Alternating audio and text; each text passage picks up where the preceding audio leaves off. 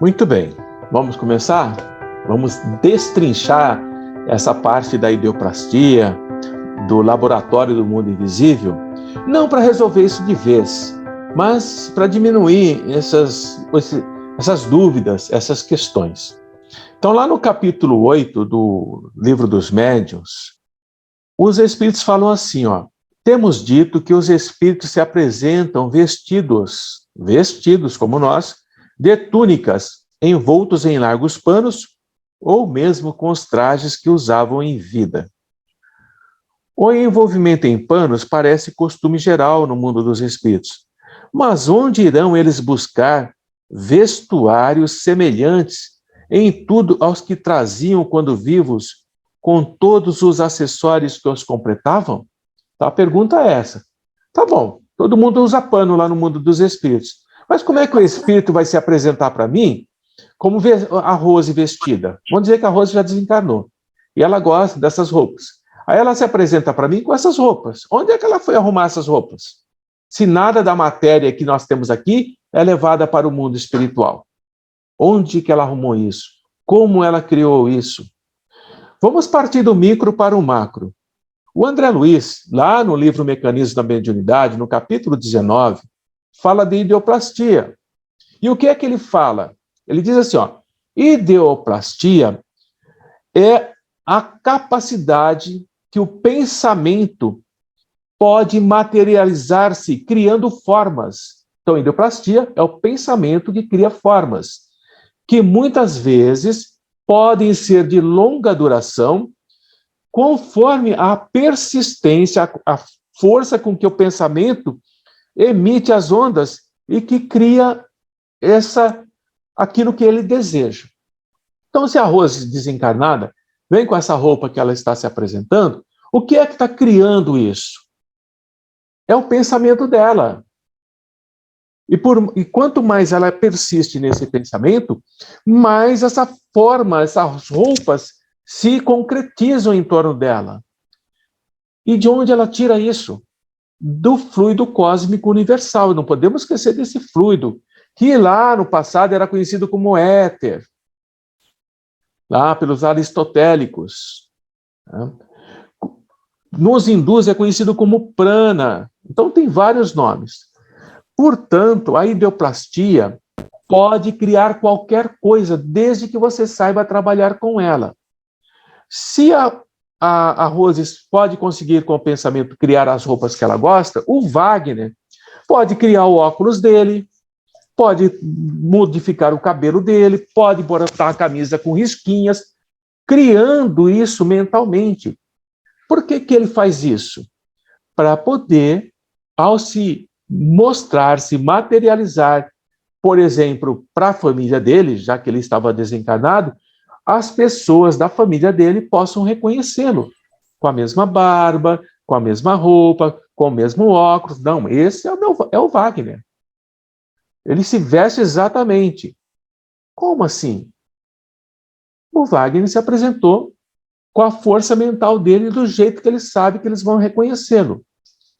Tudo bem? Se tivesse faltando uma perna no Wagner, sofreu um acidente e amputou a perna, e todo mundo lembra dele amputado, ele vai se apresentar faltando uma perna. Ele vai projetar o corpo dele com a mente dele, com a ausência da perna. Isso é ideoplastia. Portanto, todos os espíritos sabem utilizar a força do pensamento para criar aquilo que ele deseja, aquilo que ele acha que é importante para ele naquele momento. Por que isso acontece? Os poderes mentais que nós temos, que o Wagner tem, que a Ana Laís tem, que a Ivone tem, todos nós temos poderes mentais que nós, no corpo físico, desconhecemos. Não é porque os amigos espirituais foram lá e fecharam a nossa mente, botaram chaves. Não é isso.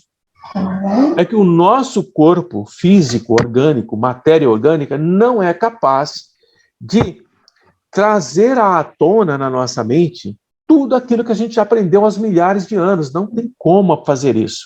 O nosso cérebro não suporta.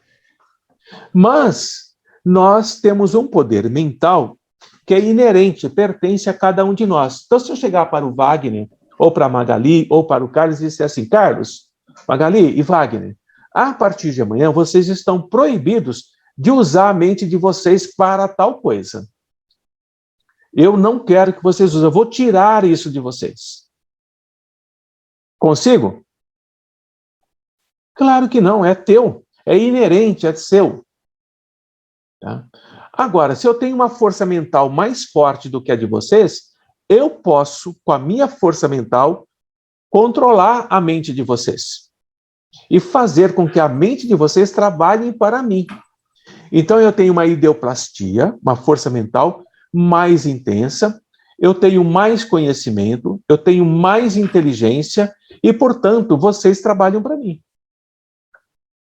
E vocês farão com a mente de vocês aquilo que eu projeto na mente de vocês. Então, eu projeto que vocês têm que construir uma determinada cidadela. E vocês têm na mente aquilo que eu projetei, aquilo que eu lancei na cabeça de vocês. E passam a construir mentalmente essas regiões. Esse é o mecanismo básico do mundo espiritual, da ideoplastia. No Livro dos Espíritos, os amigos, no Livro dos Médiuns, os amigos espirituais dizem o que para nós?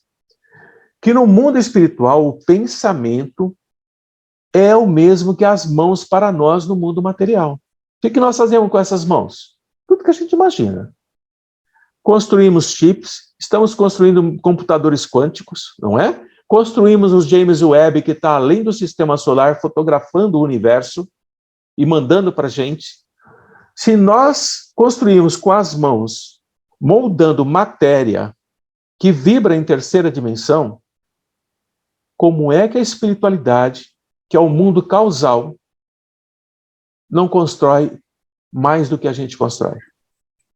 Como é que nós sairíamos de um mundo material e iríamos para um plano espiritual onde tudo é vazio, onde nada existe, onde nós somos mais uma gota no oceano sem nenhuma representatividade?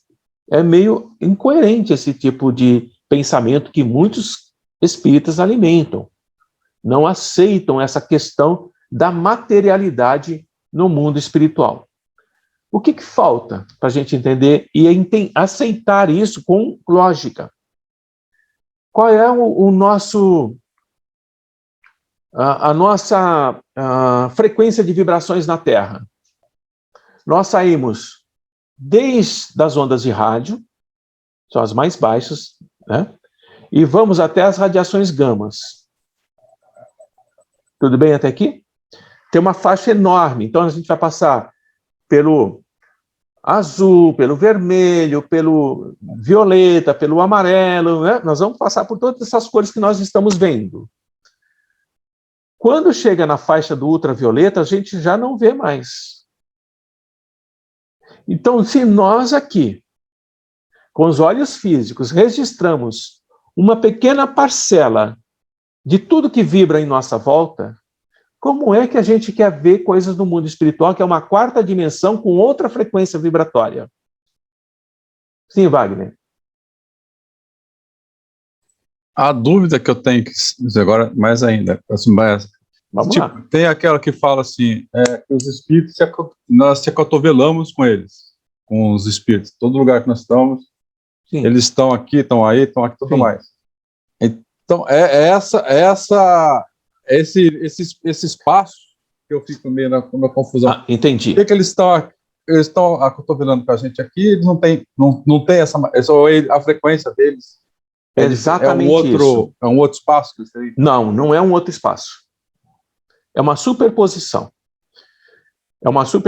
Dois corpos físicos não ocupam o mesmo lugar no espaço, não é isso? A lei da física. Então, se eu tentar ocupar o mesmo espaço que você, eu vou te empurrar. Certo? Mas isso é na mesma frequência vibratória. Então, nós estamos, no plano material, vibrando em energias que representam esse mundo na terceira dimensão. Nós vivemos em 3 dimensões: altura, largura e profundidade. É isso que a gente vive. A quarta dimensão é outra frequência vibratória, mas ela está superposta a nós. Então, se nós quisermos passar as paredes da nossa casa, nós passamos? Não. A espiritualidade não tem barreiras, não tem portas, não tem janelas, não tem paredes, não tem fogo, nada impede a passagem deles. Significa que eles estão numa vibração diferente. E diante da nossa dimensão, eles viajam e passam por todos os lugares. Portanto, eles podem atravessar-nos, podem passar através de nós e a gente nem percebe. Você está caminhando lá no shopping e tem uma centena de espíritos passando através de você. Outros estão te acompanhando. A cotovelar, no caso que Kardec usa, é a quantidade de espíritos que é muito maior do que a de encarnados em volta da Terra. E eles transitam na dimensão deles, no mundo Terra, mas na dimensão deles. Tudo bem até aqui? Mas, e por que eles não ficam nessas cidades montadas?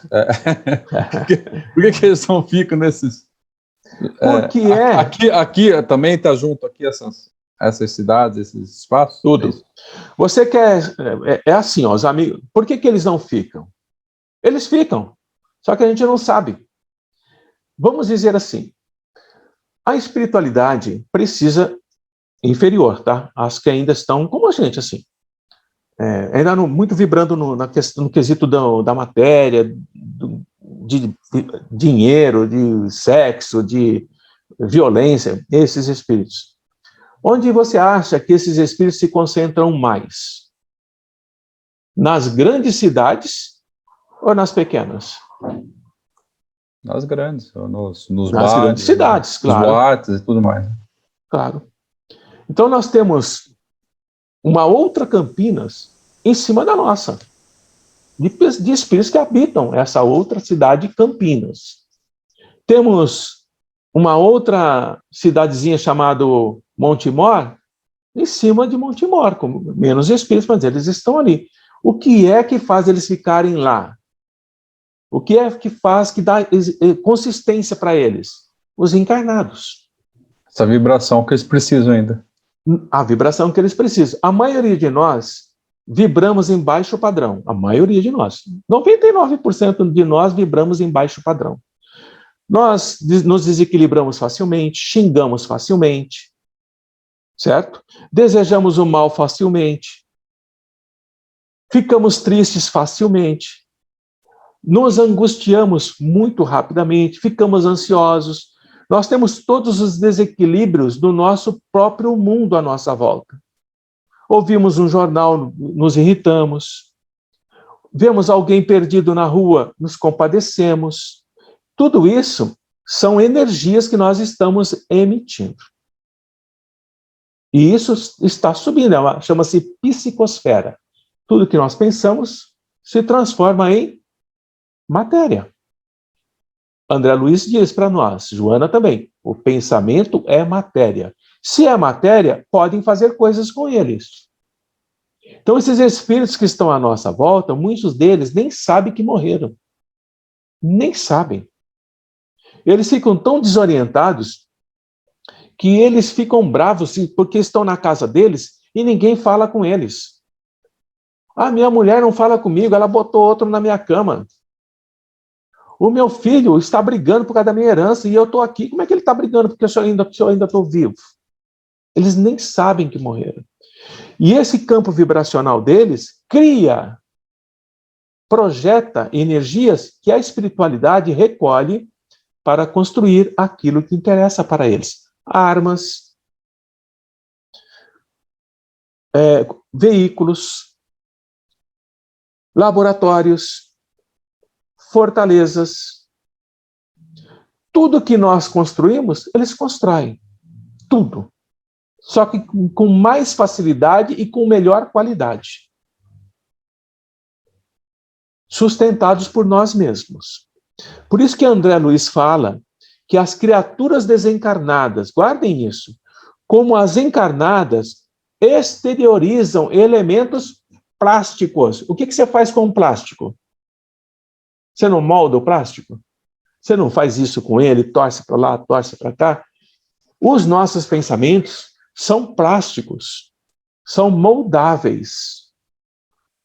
E é exatamente com esses pensamentos plásticos que eles vão organizar as ideias que estamos exteriorizando. Portanto, não estranhem quando nós falarmos, ou os amigos espirituais falarem, que é necessário que nós colocamos roupas para nos proteger da radioatividade. Porque lá tem radioatividade. Não estranhe se o amigo espiritual diga para colocar óculos para proteger das bombas de hélio ou de gás que eles lançam para nos cegarem. Não é para o olho físico nosso, é para o nosso desdobramento no mundo deles. E somos, sim, intrusos nas regiões deles e eles vão nos atacar.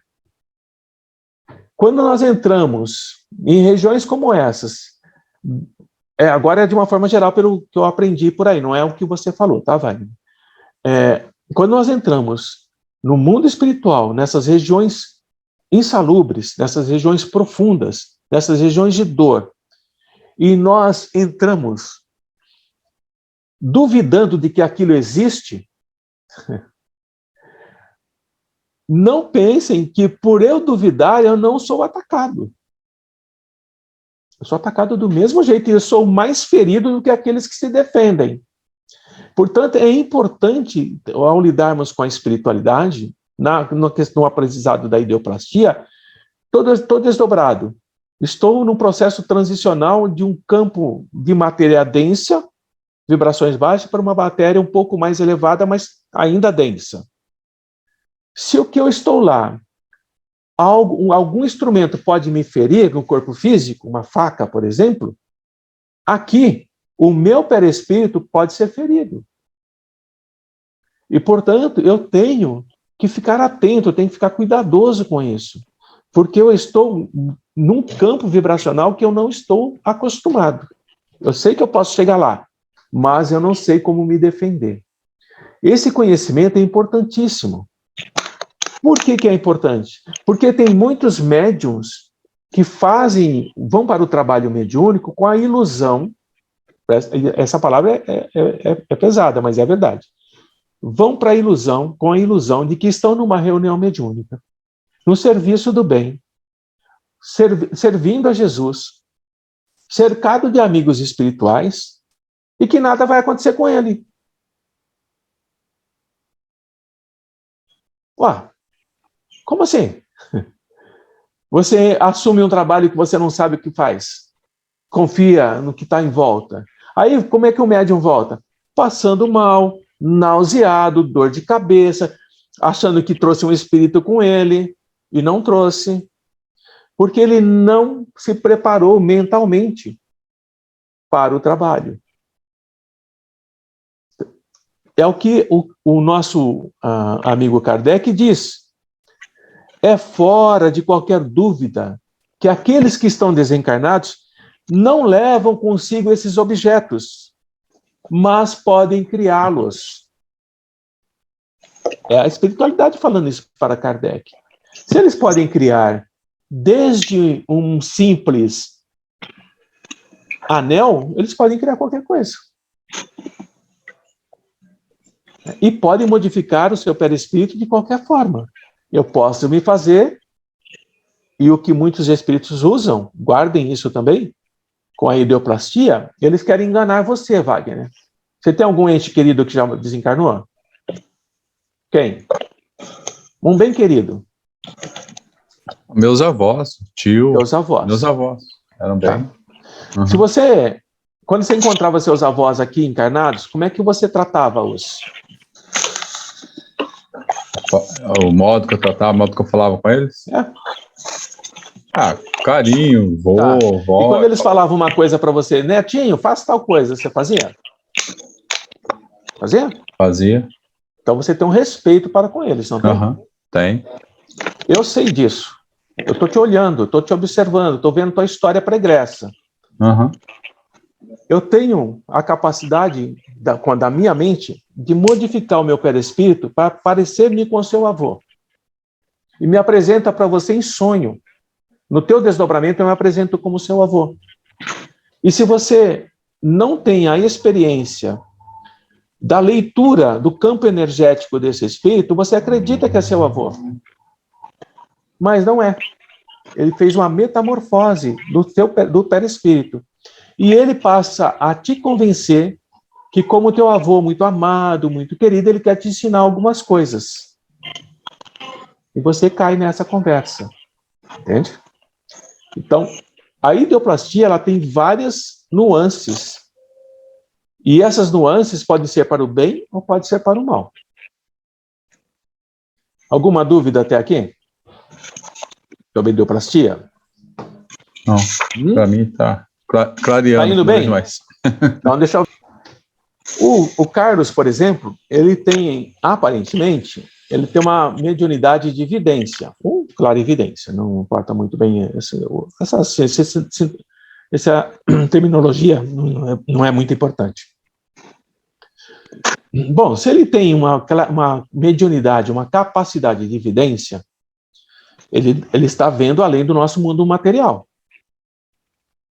Ele está vendo além do mundo material. Ele está sentado lá na sala mediúnica, ou na casa dele, e de repente abre uma espécie de janela espaço-tempo, onde ele vê um outro mundo.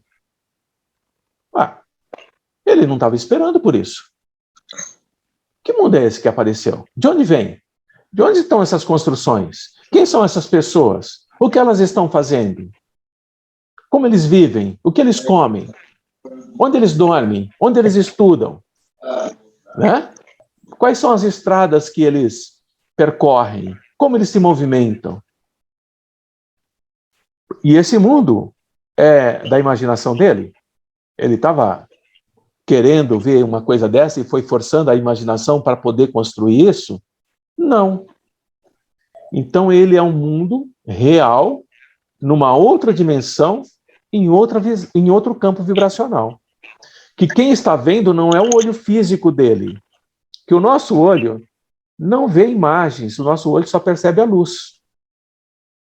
Então nós estamos vendo um ao outro porque a luz está passando por nós e nos desenhando. Se tirar a luz, nós não vemos nada. Mas, no plano espiritual, esse olho físico é um olho cego. Por isso que vocês, à medida que vão estudando, se tornando médios mais desenvolvidos, vocês começam a perceber, a parede sumiu, eu estou maior, eu estava aqui, agora estou em tal lugar. Você está em outro campo vibracional. E se você está em outro campo vibracional, você está em outro local, que não é o mesmo. Ele está sobreposto. O que é a sobreposição do mundo espiritual sobre o nosso? Sabe quem está começando a descobrir isso? A física quântica. Ele trabalha em vibrações acima das nossas. Tão acima que chega próximo da velocidade da luz. Próximo. Por que não chega na velocidade da luz? Porque ainda é matéria. Não é luz. Então, chega próximo da velocidade da luz. Mas, pensem assim, o que é mais rápido? O nosso pensamento ou a luz? Ó, vou dar um exemplo. Pisca o olho aí, vocês. Faz assim, ó, pisca. Quantas voltas a luz deu em torno da Terra enquanto você piscou o olho uma vez? Quantas voltas? Quantas voltas? Quantas voltas a luz dá em torno da Terra enquanto nós piscamos assim? 7 voltas e meia. Numa piscada. O nosso pensamento é mais rápido ou mais lento que a luz? Mais lento. A Lia falou mais lento. O que vocês acham? Mais rápido. Mais rápido? Mais rápido. Enquanto você pensar, está mandando já. Vamos pensar assim. A luz do Sol leva 8 minutos e meio para chegar na Terra. 11 minutos para chegar na Terra, certo? Quantos minutos levou isso? Nem um segundo. Nem um segundo. Então, nosso pensamento é muito mais rápido. E se ele é muito mais rápido, ele é muito mais forte. E se ele é muito mais forte, ele é muito mais penetrante. E se ele é muito mais penetrante, ele é muito mais construtor ou destrutor. Constrói ou destrói. Ideoplastia. Estão percebendo essa analogia que eu estou fazendo? Então, quando nós começamos a lidar com a espiritualidade, nós temos que pensar que nós estamos lidando em processos de ideoplastia, onde os nossos pensamentos irão formar, criar, projetar e trabalhar formas de pensamento. Formas de pensamento que pode ser nossa, pode ser dos amigos espirituais e pode ser dos adversários. Sim, Ivone. Antônio, ideoplastia, então, no socorro aos irmãos, quando você está servindo uma sopa, uma água, ou está curando um espírito que estava ferido, alguma coisa, tudo isso é ideoplastia. É pela força do pensamento. Tudo isso é construído pelo pensamento. Então, aquela sopa quentinha, aquele cheirinho gostoso, aquele temperinho, é tudo pensamento aquilo. É construído para que ele possa perceber aquilo lá na mão dele. Ele precisa sentir, porque ele tem que ter o tato na mão dele. Exemplo. Vou pegar aqui. Olha o que Kardec fala aqui, ó. Vamos prestar atenção nesse mesmo capítulo. Tivemos um caso de aparição, apareceu um espírito de uma pessoa viva, então essa pessoa estava dormindo, é uma pessoa viva, e ele apareceu em outro lugar e ele estava dormindo. Ele estava em desdobramento. Esse espírito tinha uma caixa de rapé, uma caixa de fumo, do qual ele tomava pitadas e cheirava. E aí Kardec pergunta, aquela caixa de rapé tinha forma igual a que ele se servia enquanto está, como aquela que está guardada na sua casa? Aí o amigo espiritual responde, uma aparência, para que a circunstância fosse notada como realmente foi, e não tomassem a aparição por uma alucinação, devido ao estado de saúde da vidente. Então, o que o espírito do encarnado fez? Se desdobrou, idealizou essa caixa de rapé, porque a pessoa que ele foi visitar em desdobramento só iria reconhecê-lo se visse a caixa de rapé. E ela viu. O espírito queria que a senhora, que estava doente, acreditasse na realidade da sua presença e, para isso, tomou todas as aparências da realidade, mas não era real. Porque ele estava ainda no nosso mundo. Aquilo foi criado mental, então aquilo iria desaparecer. Mais uma coisinha para a gente voltar para o mundo espiritual. Ó, Kardec pergunta assim, será que a matéria inerte, tá? Se desdobra? Ou será que no mundo invisível, mundo espiritual, uma matéria essencial é capaz de tomar a forma dos objetos que vemos? Então Kardec está perguntando assim, tem uma energia no mundo espiritual que a gente pode manipular e criar aquilo que a gente quer? Numa palavra, terão estes um duplo etéreo, um mundo duplo, no mundo invisível, como os homens são nele representados pelos espíritos? Aí o amigo espiritual diz assim, ó, não é assim que as coisas acontecem. Tudo aquilo que está no espaço, na vossa atmosfera, os espíritos têm um poder que vocês estão longe de suspeitar. Podem, pois, eles concentrarem a sua vontade nesses elementos e dar-lhes a forma que eles desejam. Vamos. Podem os espíritos influenciar a nossa vida muito mais do que vocês imaginam. Na realidade, são eles que vos conduzem na maior parte do tempo. Eles estão nos influenciando o tempo inteiro. Então, vamos avançar um pouquinho mais. Então, o André Luiz fala assim, ó. Se o instrumento mediúnico, aqui eu tenho, deixa eu ver, 1, 2, 3, 4, 5, 6, 7, 8 médiuns. trabalhando aqui. Eu sou médium, mas não de ostensivo, né?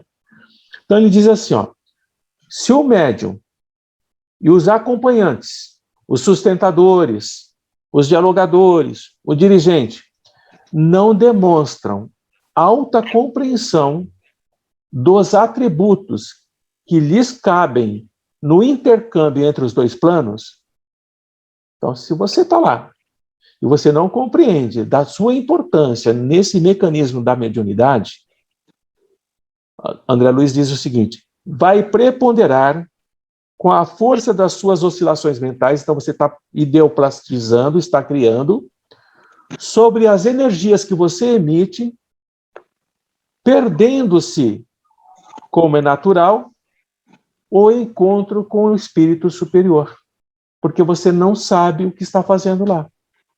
Então você projeta teus pensamentos na dúvida. Será que é? Será que não é? Será que é coisa minha? Ah, não, isso tudo é bobagem. Eu não sou nada disso. Você está criando e bloqueando o acesso do amigo espiritual, do mentor, à sua mente. Ele não consegue entrar em sintonia com você. Então, André está dizendo assim, ao entrar numa sala mediúnica, saiba o que está fazendo.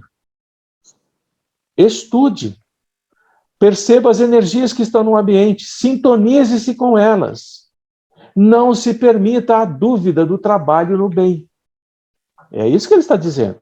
Aí ele avança mais um pouquinho e fala assim, ó, o espírito superior que aproveitaria a experiência,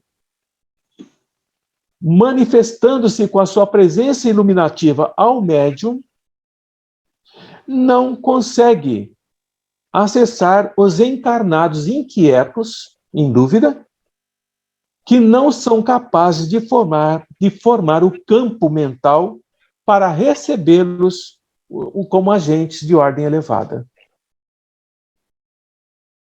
Ele está dizendo, ó, nós estamos lá.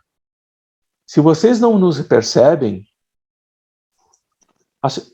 o que está acontecendo de desequilíbrio está com você.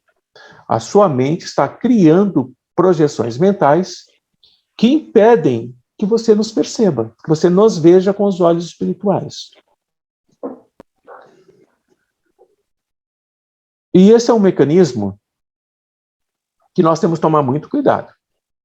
Porque não é o propósito da casa, nem é o propósito do grupo que vai determinar se o trabalho vai ser bem sucedido ou não. Porque a casa pode ser séria. Os trabalhadores podem ser sérios. Mas se o propósito de estar lá não é sério, você está na hipocrisia. Os amigos sabem disso. Eles fazem a leitura do teu campo de energia. Eles sabem que você não tem compromisso. E pouco a pouco, pela ideoplastia que você projeta, você será convidado a se desligar do grupo, porque você não sintoniza com a equipe. Então, se nós temos 8 trabalhadores, 6 estão trabalhando sério, no bem, se esforçando, estudando, participando, fazendo aquilo que é possível, e tem 2 que estão ali mais ou menos, o que vai acontecer? Esses 6 estão juntos, cada vez mais juntos, e os 2 não conseguem entrar na equipe. Eles não sintonizam, eles saem fora do trabalho, eles param de ir, por eles mesmos. Por eles mesmos. E quando eles não o fazem, a espiritualidade alerta o dirigente para que afaste os 2. E aí tem que afastar. Tudo bem até aqui? Então vamos avançar um pouquinho mesmo, mais. Qual é a mediunidade que a gente exercita na seara? É a mediunidade intelectual ou a mediunidade de efeitos físicos? Intelectual, né? Intelectual. Intelectual. Qual é o papel da ideoplastia na mediunidade intelectual? É mais importante do que no efeito físico ou não? Percebe como a gente tem que estudar? Qual é mais importante? Eu mentalizar toda a minha força mental para criar uma luz no ambiente, físico para todo mundo ver, ou eu colocar toda a minha concentração mental, todo o meu pensamento no contato com a espiritualidade maior, que é a mediunidade de efeito intelectual? Qual que vai me desenvolver mais? De efeito físico ou a intelectual? Intelectual também. Intelectual, claro, é intelectual. Porque a espiritualidade nos diz que a mediunidade de efeito físico já teve o seu tempo de importância. E é necessário que os trabalhadores dediquem as suas energias para o crescimento próprio e da doutrina de Jesus. Então é a mente, não é efeito físico. Para cada trabalhador na nossa sala mediúnica, lá na pequena salinha da quarta-feira, que vocês estarão lá amanhã, para cada espírito que é levado para ser socorrido, sabe quantos espíritos estão acompanhando o que está sendo tratado? Tem uma equipe de 5 espíritos do bem, cuidando de um necessitado. Quando você atende, o médium atende, vocês já passaram por isso, o dialogador atende, e esse espírito é encaminhado, aquela equipe que trouxe o espírito vai embora com ele. Chega outra equipe com mais 5, com o segundo para ser cuidado. Não é como a gente imagina, que pega o espírito, leva lá e traz outro. Não é assim. E para isso precisa de pensamentos. Os nossos pensamentos têm que estar sustentando esse trabalho. Sustentando o campo energético para que essas trocas de equipes estejam harmonizadas conosco. E só através do pensamento. Isso pode variar? Pode, lógico que pode. Mas, no básico, é isso. Nós temos uma equipe de limpeza, uma equipe de cuidadores, uma equipe de remanejadores. Então, são várias equipes que estão trabalhando conosco lá na sala da quarta-feira. E vocês, quando eu digo assim, se concentrem, procurem perceber as equipes espirituais, vocês só irão perceber todos eles trabalhando. Às vezes a Magali, alguém mais já falou, tá um corre-corre danado aqui. Lembram que vocês falaram isso? Tá um corre-corre, parece que está todo mundo com pressa. Lembram que vocês falaram isso? São as equipes trabalhando. Nós estamos sentadinhos lá, e eles estão correndo para todo lado. Tem a equipe de proteção lá fora, tem a equipe de proteção do Hospital da Luz, tem a equipe de proteção dos trabalhadores, e tem essas outras que eu já falei. São muitos trabalhadores para fazer esse trabalho que a gente faz. Tudo no pensamento. Tudo no pensamento.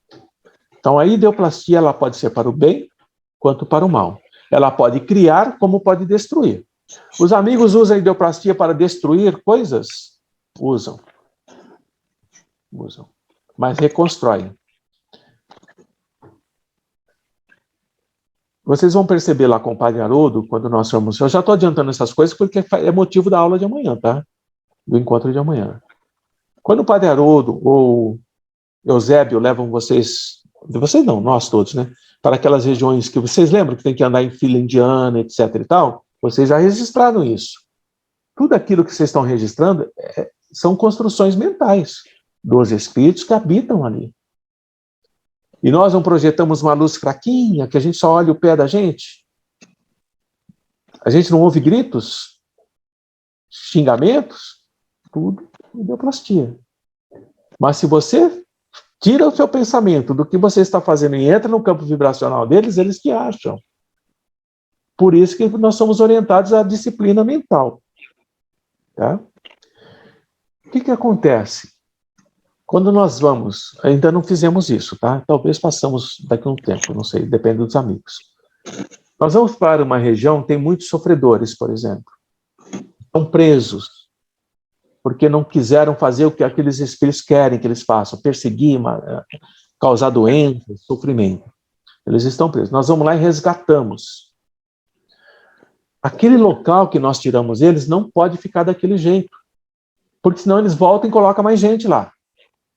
O que os amigos fazem? Com o nosso pensamento, com nossa direção, nós projetamos energias mentais de reconstrução da energia de lá. Então, se é uma caverna escura, se é um pátio cheio de celas, nós tiramos os sofredores que estão lá, nos reunimos e mentalizamos uma outra energia naquele lugar, onde vai ter árvores, onde vai ter vida, onde tem água, onde tem pássaros, onde tem energias que são boas. Essas energias não permitem que eles voltem para lá, eles vão ter que procurar outro lugar. Tudo pela força do pensamento. Tá? Tudo bem até aqui? Tudo pela força. Confiem. Nós vamos voltar no livro dos médiuns já já. Então, o André Luiz está dizendo assim, ó, na mediunidade dos efeitos intelectuais, a ideoplastia, a força do pensamento, a construção mental, aquilo que nós criamos, assume papel extremamente importante, porque certa classe de pensamentos, então temos classes de pensamentos, constantemente repetidos, sobre a mente mediúnica menos experimentada são vocês. Por isso que a gente vai devagar, por isso que eu vou devagar com vocês. Então ele está dizendo assim, ó, o médium que não tem experiência, ele pode ser submetido a uma força mental que pode constrangê-lo, pode deixar ele tímido, pode deixar ele medroso, pode fazer com que ele se ache incapaz de fazer isso. É uma força mental que está atuando sobre nós. A tomar certas imagens, então essa força mental começa a projetar imagens em você, mantidas pela onda mental persistente, como se fossem situações reais. Por isso é que o padre Haroldo e o Eusébio diz assim para nós, vamos para o trabalho? Vamos. Silêncio mental. Não é isso que ele fala? Não orem. Não entrem em oração. Silêncio mental.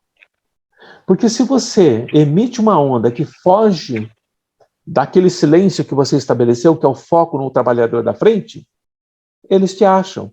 E aí eles projetam uma imagem que pode te desorientar. Abre um outro caminho, você segue pelo outro caminho.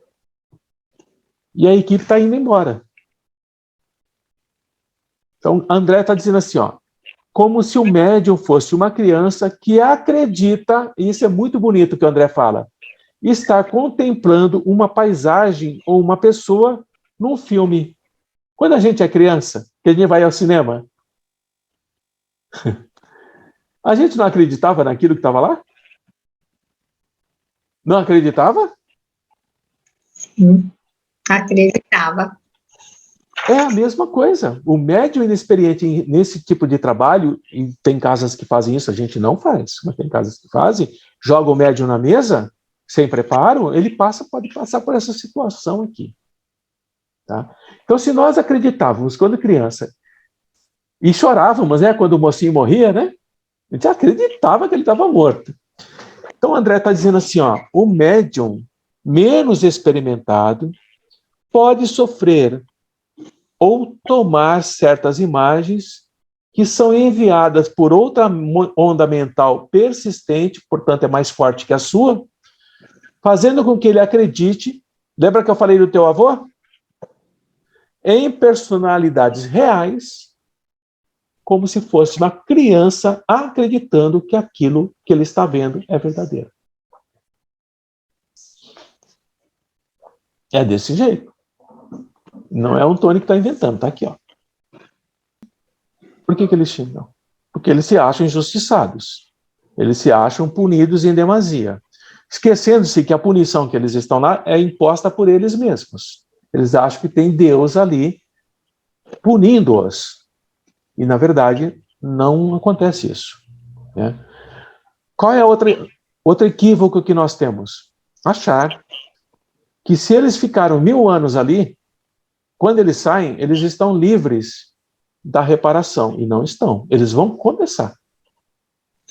O fato de eles estarem lá xingando, blasfemando, fazendo maldade, não isenta da responsabilidade. Eles estão lá se acalmando. Se acalmando. É como você pegar um louco muito louco e colocar numa sala de aula para ele aprender. Então, enquanto eles não se acalmam, eles ficam ali. Não importa o tempo. Quando eles se acalmam, que eles estão realmente cansados de tanto sofrimento que vem de fora para dentro, chicotada, punição, prisão, violência sexual, eles passam por tudo isso. Eles não têm pena. Quando eles esgotam e eles pedem socorro, como André Luiz pediu, eles são recolhidos. E aí começa a reparação. Aí que começa. Tem muita gente que acha que passar um tempo no umbral você sai limpinho de lá. E não é assim. Você entra na cadeia. Wagner, deixa eu pegar outra vítima aqui. A Rose. Rose, você é uma sequestradora de crianças, tá? Você sabe que as crianças vão ser levadas para serem doadoras de órgãos. Então vão matar a criancinha, tirar o coração, tirar o rim, tirar o pulmão. Você sabe disso. Mas cada criança vale aí 100 mil reais para você. Tá bem? Legal? Faz assim, legal. Você já sequestrou 20 crianças, 100 mil reais cada uma. Tá bom, não tá? Se a mãe está chorando, se o pai está chorando, se alguém está perguntando, se foi jogado para os peixes depois, para os jacarés comerem, para não sobrar nada, ou para os porcos, não é problema teu. Mas aí te pega, a polícia te pega, te prende, você é condenado a 30 anos. No começo você grita, você esperneia, você xinga, quer matar todo mundo. O tempo vai passando, você não tem como sair de lá. Aí chega o tempo da tua pena prescrever, venceu. Você sai hoje. Amanhã, o que você vai fazer? Vai sequestrar a criança de novo. Então, os 30 anos que ela passou lá, não mudou nada para ela. Nada. A doença patológica dela, a psicopatia dela continua. Aí ela precisa ser recolhida para começar a trabalhar essa doença. E ela vai lá para a Mansão da Paz, vai ter aula, vai passar por tratamento psiquiátrico, vai passar por trabalhos braçais, os mais básicos possíveis, até a espiritualidade julgar que ela está em condições de reencarnar. Aí que ela começa as provas dela. Não é o tempo do umbral. Não é. É outra coisa. Ninguém explica isso, né? Não, está no umbral, quando sair está tudo bem. Não é verdade. Os objetos, pela vontade do espírito, aí, Wagner, se tornam palpáveis, você pode pegar, e eles poderiam permanecer com esse caráter e se tornarem de uso comum? Isso poderia se dar, mas não se faz porque está fora das leis. Existem leis que controlam isso. Existem leis. Quando os nossos irmãos lá na França, o Delane, cortavam os fios de cabelo do espírito materializado, eles tinham que fazer análise rápido, porque aquele fio de cabelo logo iria desaparecer. Quando eles recolhiam o ectoplasma para poder analisar qual era a substância química que estava ali, eles tinham que fazer rápido, porque aquilo poderia desaparecer. Então, isso dura pouco. Essas cidadelas, essas cidades, essas colônias espirituais, esses mundos que são erguidos pelos construtores espirituais, por que eles desaparecem? Por que eles não têm vida infinita? Porque são cocriações, elas são sustentadas por pensamentos. E a única coisa que permanece e continua criando é a mente de Deus, é a mente do Pai, a energia maior.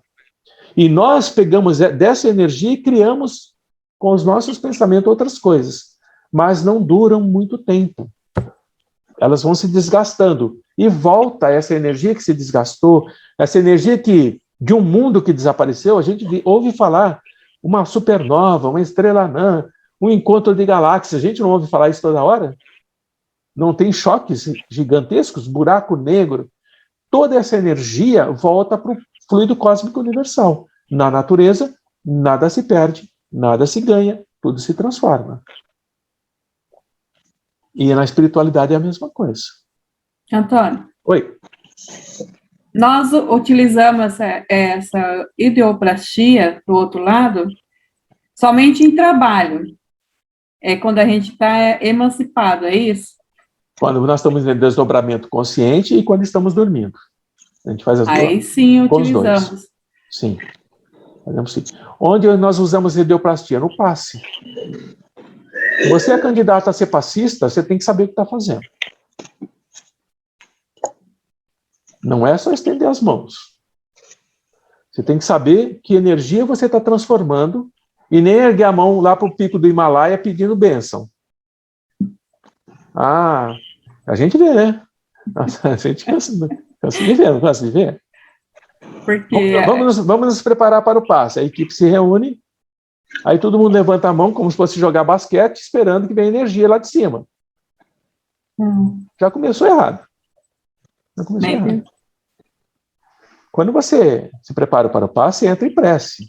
Abre o coronário, entra a energia, você metaboliza, transforma, o amigo espiritual se aproxima, aplica a energia dele, a sua e a dele se misturam, e você aplica no necessitado. Ideoplastia.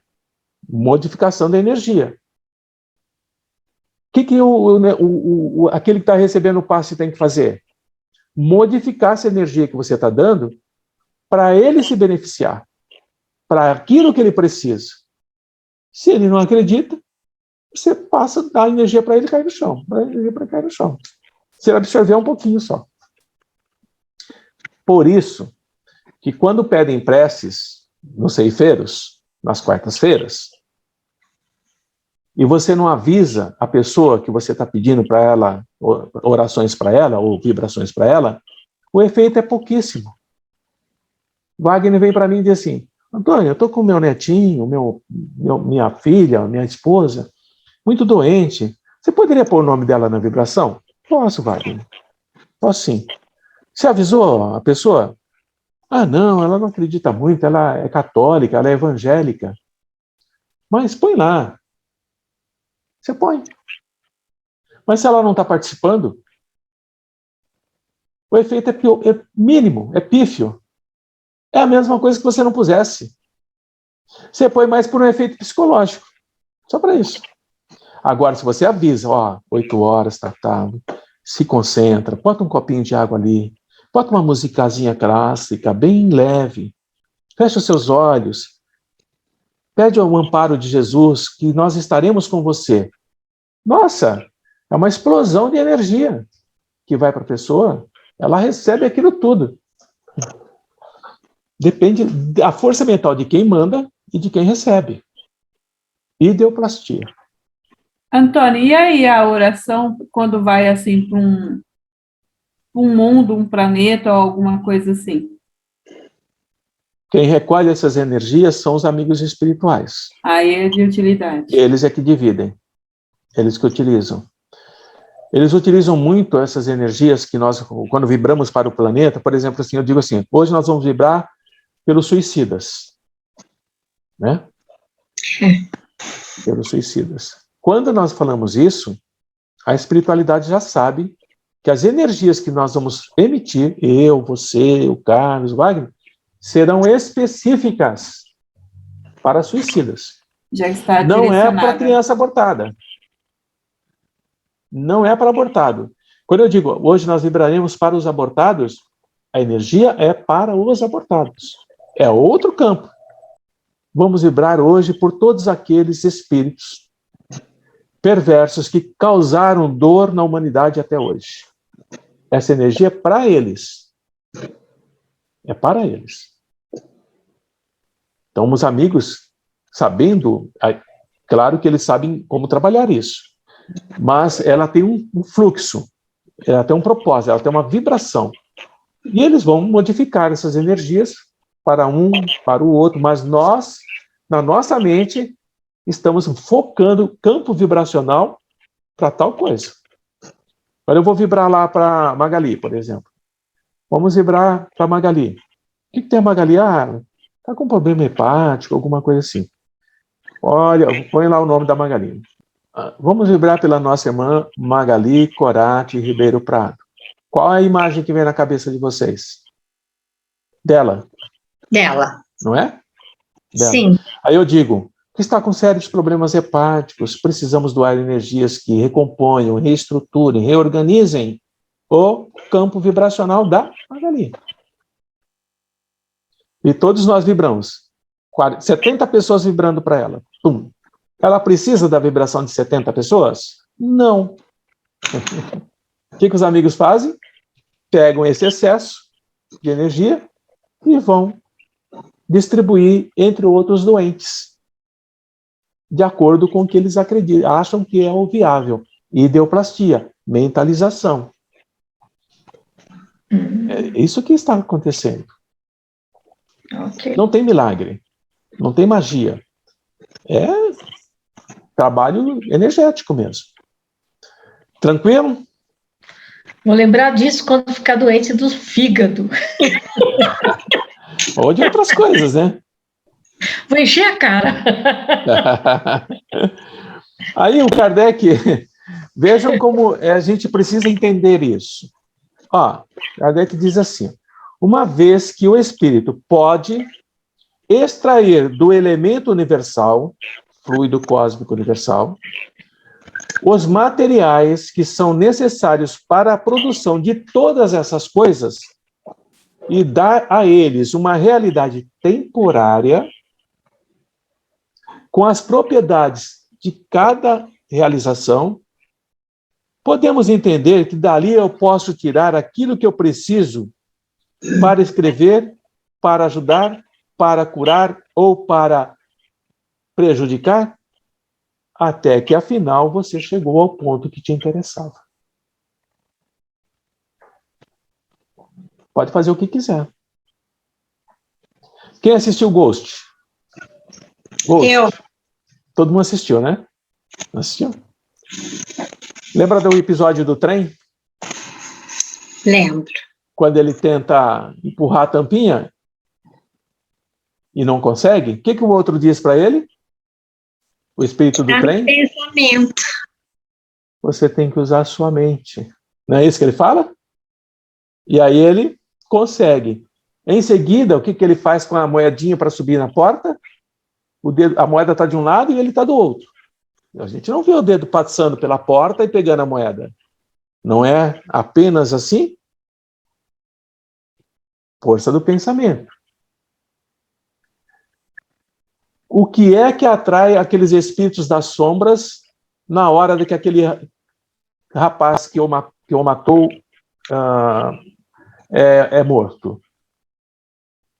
A força do pensamento. O que é que faz a médium, a falsa médium que não sabia que era uma médium verdadeira? Lembram? A única coisa errada no filme é aquilo, que o espírito entra nela, né? O espírito entra nela, mas não sabemos que não é assim. O que ela faz? Ela não se apavora? Apavora. Não fica louca? Doidinha? E o que ela diz pro personagem principal? Que ele fica falando, um elefante incomoda muita gente, 2 elefantes incomodam, enquanto ela não faz o que ele quer. Ela manda ele embora. Ela diz que ele não existe, que ela não vai fazer. E por que ele não vai embora? Porque não basta mandar embora. Você tem que saber como mandar embora.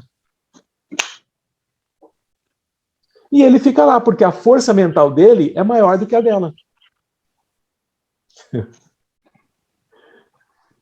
Então, tudo isso é ideoplastia, é força do pensamento. Tudo isso é isso, é dessa forma. Então, Kardec diz assim, a matéria que o espírito usa, por que ela não tem persistência? Por que ela desaparece?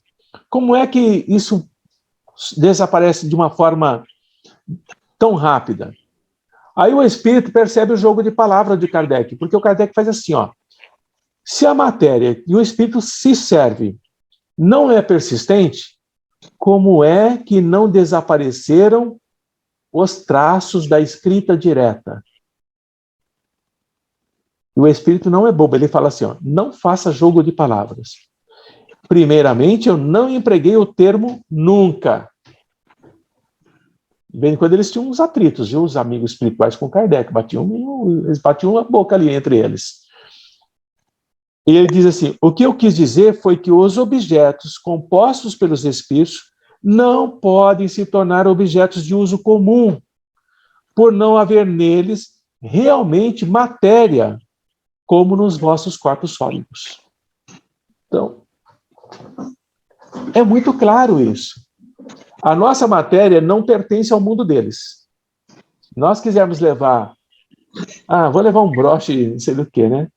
Aí, onde é que ele fica? Na mão do coveiro, né?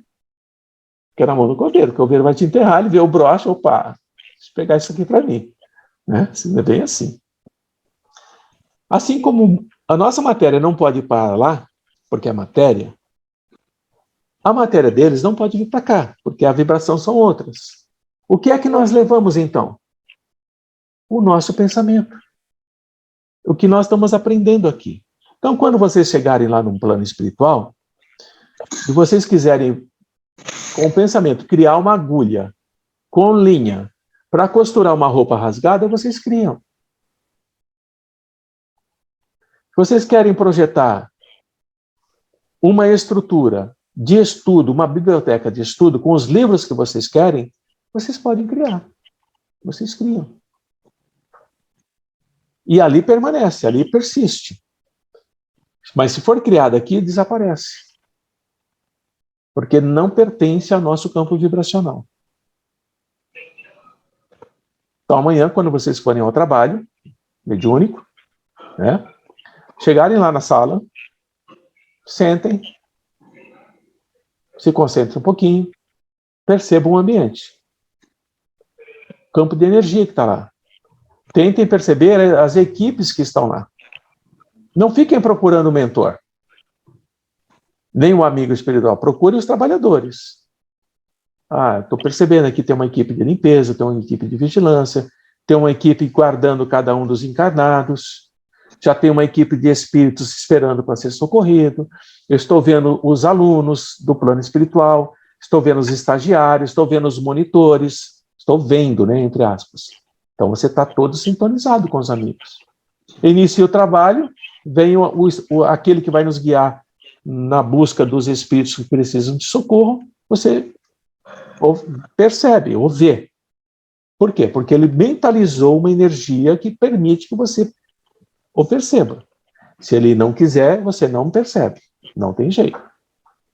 E aí você inicia o trabalho, tudo na força do seu pensamento. E esquece o tal do animismo, né? Que sempre vai ter. Não fiquem com medo desse negócio aí. Aí o André Luiz vai falar sobre a mediunidade aviltada. O que quer dizer aviltada? Mediunidade aviltada.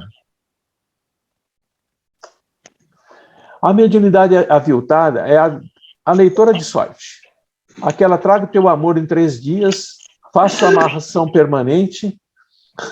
Vamos dar risada. Leio cartas e leio a sua mão. Garanto a você teu emprego para o resto da vida.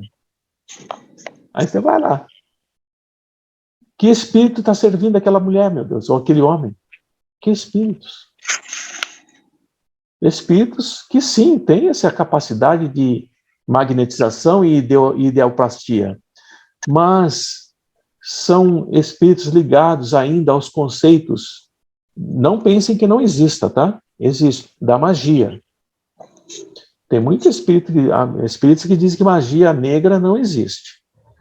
Ora, se tem energias extremamente poderosas para o bem, e a energia em si é neutra, existem energias poderosas para o mal. A energia é neutra. Você trabalha com a sua mente o que você quer com ela. Quero fazer uma faca para matar o Wagner. Quero fazer uma rosa para dar para a Rose. A energia é a mesma. O que vai modificar essa energia é o meu pensamento. Tem um mago negro atrás de mim. Não zombem. Não zombem. Tem, meu irmão? Tem. O que podemos fazer para te ajudar? É assim que você trabalha com eles. Se esse mago se manifesta, e às vezes eles se manifestam, o que eu trago aqui, meu irmão? Não zombem. Essa tua magia não existe. Está arrumando encrenca. Tem que ser educado com o espírito, né? Por mais que ele possa estar numa vibração ruim. Então, André está falando assim, ó. Onde os agentes ideoplásticos, pensamento, traduzem por pensamento, assumem caráter dos mais significativos nos círculos do magismo, da magia. Onde os agentes ideoplásticos assumem caráter significativo no círculo do magismo. Essa mediunidade é aviltada, ela é má utilizada. Ela é utilizada de uma forma negativa. Aí ele fala assim, dentro dos quais a mediunidade rebaixada a processos inferiores de manifestação, e agora ele põe em negrito aqui, se deixa aprisionar. Então o médium que utiliza essas suas capacidades para esse tipo de mediunidade aviltada, ele se torna prisioneiro mental de seres de posição primitiva, ou pior, inteligências degradadas que vão lhe impor ideias escravizantes e vampirizá-lo. E eles passam a aceitar sugestões deprimentes, se entregam ao culto da magia e criam de si mesmos imagens menos dignas que vão se vincular a outros encarnados, criando terror, criando cativeiro nas forças da ignorância. Quando desencarna, vai para onde? Pode fazer a prece que quiser, meus amigos. Pode rezar a missa de 7º dia, corpo presente, chamar tudo quanto é santo. Não tem como socorrer. Porque ele está escravizado em energias que ele alimentou. E ele vai ter que responder por isso.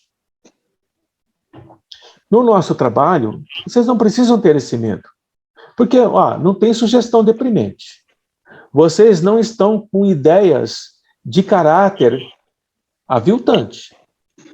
Vocês não utilizam a mediunidade ostensiva de vocês para ganhar dinheiro. Vocês não fazem mau uso do conhecimento. Então não precisa ter medo. É só continuar criando ideias cada vez mais elevadas. Atos, pensamentos e palavras do dia a dia determina quem está com você. Do dia a dia, não é aquele desequilíbriozinho que acontece de vez em quando. Eu acordo já pensando em quem eu vou explorar, todo dia.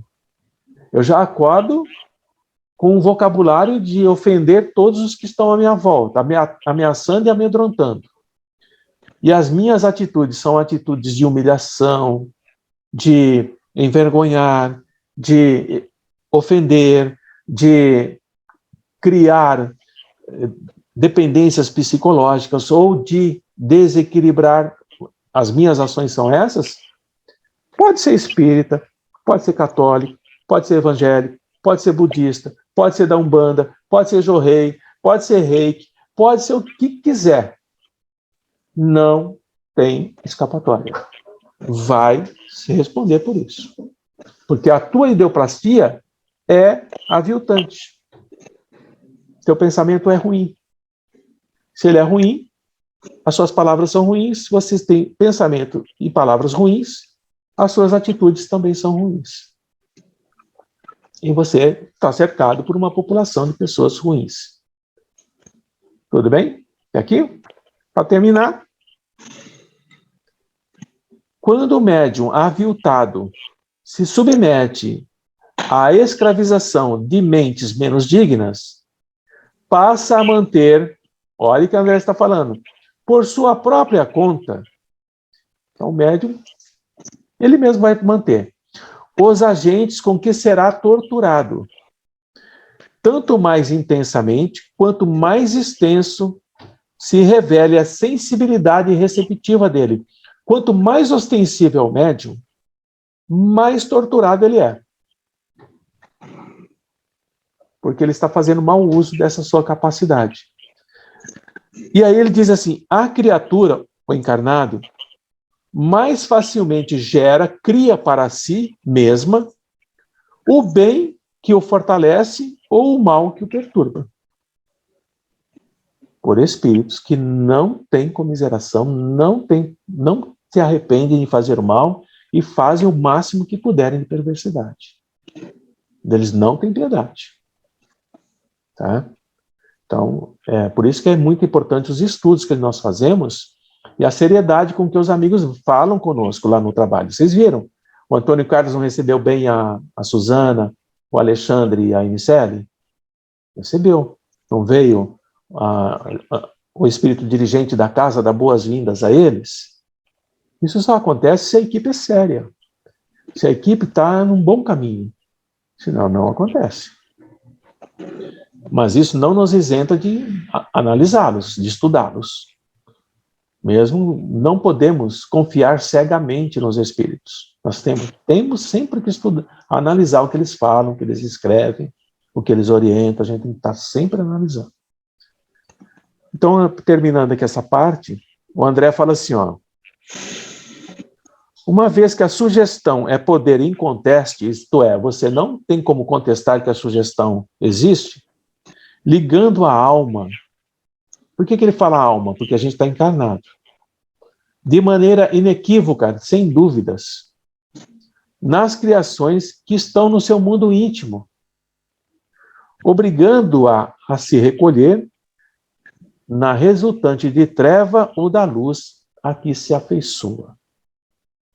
Se você fala que você gosta da luz, mas no seu íntimo você não está nem aí para ela, então, na realidade, você está se afeiçoando às trevas. É bem assim. Por isso que Jesus nos fala, não se pode amar a Deus e a Mamon. Mamon aqui não é só a riqueza. Você não pode amar a luz e as trevas. Ou você serve um, ou você serve o outro. Você não pode amar o bem e o mal. Ou você faz o bem, ou você faz o mal. Você não pode se ligar à espiritualidade superior e à espiritualidade inferior ao mesmo tempo. Ou você faz uma ou faz o outro. Nós sempre teremos essa dualidade. O que define para nós a escolha? O livre-arbítrio. O que define o livre-arbítrio? A consciência. O que define a consciência? A capacidade de pensar. O que define a capacidade de pensar? O livre-arbítrio. Saber o que é bom, saber o que é mal. Saber o que é luz, saber o que é treva. E aí escolher. É sempre livre, sempre escolha nossa.